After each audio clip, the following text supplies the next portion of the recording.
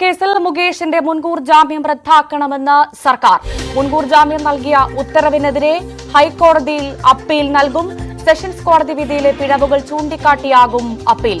ആജ്ഞ രവീന്ദ്രൻ ചേരുന്നു വിവരങ്ങളുമായി. ആജ്ഞ, എന്തൊക്കെയാണ് പ്രധാനമായും ഏറ്റവും പുതിയ വിവരങ്ങൾ?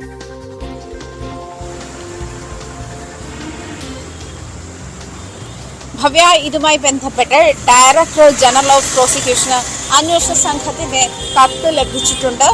എറണാകുളം പ്രിൻസിപ്പൽ മജിസ്ട്രേറ്റ് കോടതി ജഡ്ജ് ഹണീം വർഗീസ് ആണ് ഈ വിധി, അതായത് മുൻകൂർ ജാമ്യം നൽകി, മുകേഷിന് മുൻകൂർ ജാമ്യം നൽകി വിധി പുറപ്പെടുവിച്ചത്. ഈ വിധിയുടെ 19 പേജിൽ കേസിന്റെ വിശദമായ വിശകലനം നടത്തിയിരിക്കുന്നുവെന്നാണ് സർക്കാരിന്റെ കണ്ടെത്തൽ. മാത്രമല്ല, ഇത് 15 വർഷം മുൻപുണ്ടായ കേസ് എന്നുള്ള സാഹചര്യത്തിൽ ഇതിനെ അത്തരത്തിൽ നിസ്സാരമായി തള്ളിക്കളയേണ്ട സാഹചര്യമല്ല എന്നുള്ളത് 15 വർഷം മുൻപുള്ളതായാലും കഴിഞ്ഞ ദിവസം സംഭവിച്ചതായാലും അതിജീവിതയ്ക്ക് അതിൻ്റെതായ പരിഗണന നൽകണമെന്നും അതിജീവിതയുടെ വാദം കേൾക്കണമെന്നും അല്ലെങ്കിൽ അതിജീവിതയുടെ ഭാഗം കേൾക്കണമെന്നും ചൂണ്ടിക്കാട്ടിയാണ് സർക്കാർ ഹൈക്കോടതിയിൽ ഇതുമായി ബന്ധപ്പെട്ട് ഹർജി നൽകാൻ ഒരുങ്ങുന്നത്. എന്തായാലും മുകേഷിന് മുൻകൂർ ജാമ്യം നൽകിയ സെഷൻസ് കോടതി ഉത്തരവിനെതിരെ തന്നെ ഹൈക്കോടതിയെ സമീപിക്കാനാണ് സർക്കാരിന്റെ തീരുമാനം. അതായത് വിശദമായ മുൻകൂർ ജാമ്യ ഉത്തരവ് പരിധി ലംഘിച്ചിട്ടുണ്ട് എന്ന് ചൂണ്ടിക്കാട്ടിയായിരിക്കും സർക്കാർ ഹൈക്കോടതിയെ സമീപിക്കുക. 19 പേജിൽ കേസിലെ വസ്തുതകൾ ഇത്ര വിശദമായി ചർച്ച ചെയ്യേണ്ടിയിരുന്നില്ല. അതുപോലെ തന്നെ കേസിന്റെ വിശദമായ വിലയിരുത്തൽ ഈ ഘട്ടത്തിൽ വേണ്ടിയിരുന്നില്ല എന്നൊരു സാഹചര്യം കൂടി സർക്കാർ വിലയിരുത്തുന്നുണ്ട്. മാത്രമല്ല, ഇത് നേരത്തെ തന്നെ ജഡ്ജിനെതിരായ ഒരു പരാതി അനിൽ അക്കരെ നേരത്തെ ഹൈക്കോടതി രജിസ്ട്രാർക്ക് നൽകിയിരുന്നതാണ്. കാരണം ഈ കേസുമായി ബന്ധപ്പെട്ട് CPM ബാന്ധവം ഉണ്ടാക്കും. തൃശൂർ ജില്ലാ സെക്രട്ടറി M വർഗീസിന്റെ മകളാണ് ഹണിയം വർഗീസ്. അതുകൊണ്ട് തന്നെ ഈ ഒരു സാഹചര്യത്തിൽ ജഡ്ജ്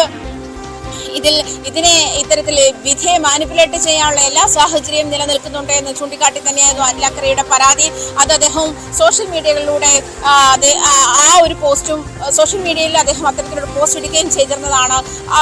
കാരണം മുകേഷിന് മുൻകൂർ ജാമ്യം നൽകുന്നതുമായി ബന്ധപ്പെട്ടുള്ള വിധി അല്ലെങ്കിൽ മുൻകൂർ ജാമ്യം പരിഗണിക്കുന്നത് എറണാകുളം പ്രിൻസിപ്പൽ സെഷൻസ് കോടതിയിലാണ്. കോടതി ജഡ്ജിനെതിരെ തന്നെ നേരത്തെ നടിയെ ആക്രമിച്ച കേസിലുണ്ടായിരുന്ന മെമ്മറി കാർഡുമായി ബന്ധപ്പെട്ടുള്ള പരിശോധനയുമായി ബന്ധപ്പെട്ടും ഇത്തരത്തിൽ ആരോപണമുണ്ടായിരുന്നു. കാരണം 3 തവണ നടിയെ ആക്രമിച്ച കേസിലെ മെമ്മറി കാർഡ് പരിശോധിച്ചത് ഹണിയം വർഗീസിന്റെ മേൽനോട്ടത്തിൽ കേസിരുന്ന സാഹചര്യത്തിലാണ് എന്ന് വിലയിരുത്തലും അതുമായി ബന്ധപ്പെട്ട് അവർക്കെതിരെ രൂക്ഷമായ ആരോപണവും വിമർശനവും ഉയർന്നിരുന്ന സാഹചര്യം കൂടി അനിലക്കരയെ ചൂണ്ടിക്കാട്ടിയിരുന്നു.